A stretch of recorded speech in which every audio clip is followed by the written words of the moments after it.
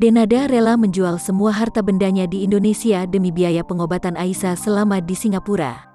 Perjuangan penyanyi Denada sebagai ibu tunggal bagi buah hatinya, Aisyah. Seperti diketahui, Aisyah telah menjalani pengobatan lantaran penyakit leukemia yang dideritanya sejak tahun 2018. Denada memboyong Aisyah ke Singapura untuk mendapatkan pengobatan terbaik. Sebagai seorang ibu tunggal, Denada pun mengupayakan segala cara untuk menafkahi sang buah hati. Namun, pandemi COVID-19 yang berlangsung selama 2 tahun ini rupanya membuat Denada sempat kesulitan finansial.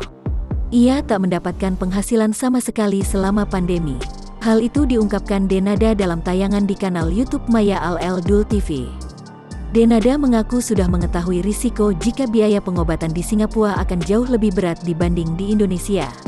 Ke Singapura itu keluarga sudah harus expect bahwa di sana biaya 2-3 kali lipat lebih mahal daripada treatment di Indonesia. Jadi itu udah diingetin dulu, kita udah tahu, kata Denada dikutip Tribun Style tanggal 2 Januari tahun 2022. Saat disinggung Maya soal biaya pengobatan selama pandemi, Denada langsung mengungkapkan perasaannya. Memang 2 tahun ini berat banget, kata Denada. Sebelumnya sih gampang mbak, karena kan dari sini, Indonesia ke sana, Singapura, penerbangannya banyak, jadi dulu tuh sering pulang ke Indonesia. Dari sana tuh subuh naik pesawat, subuh ke sini, nyampe sini aku kerja seharian, nanti flight terakhir aku pulang lagi ke Singapura, paparnya.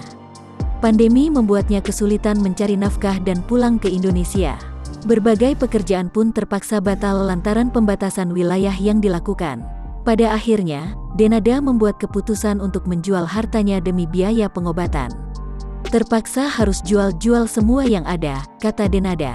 Apa aja yang harus kamu jual-jualin, tanya Maya. Rumah masih on sale, belum ketemu jodohnya, di Bintaro juga sekarang lagi kita jual, mobil, aku pinjam mobil mama, untuk sehari-hari.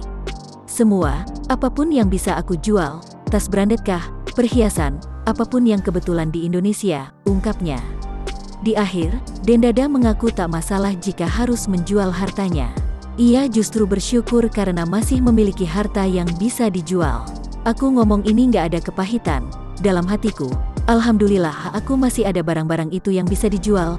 Kalau gak ada, jujur aku udah gak tahu gimana caranya bisa bertahan 2 tahun ini. Walaupun megap-megap juga, pungkasnya.